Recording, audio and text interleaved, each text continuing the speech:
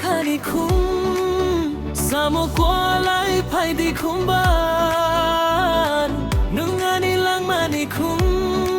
ko chogo bare nai sampari khum fungai siri bahai nini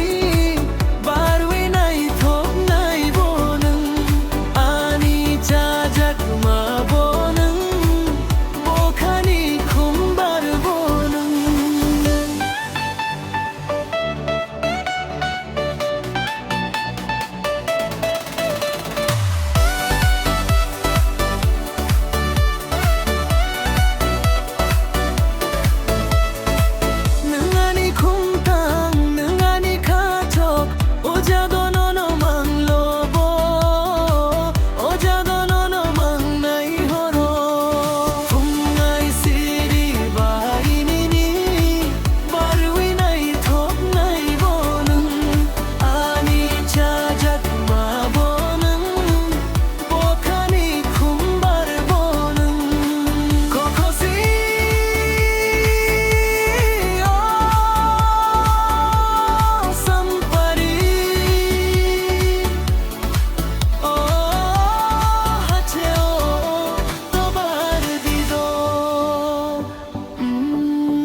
Kurwi kol jaganu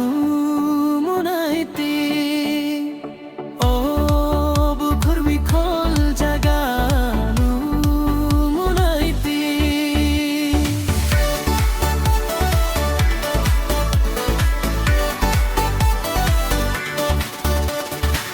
nungani bukhani khum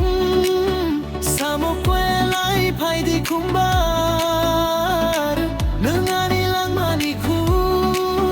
chogo bare nai sampari khum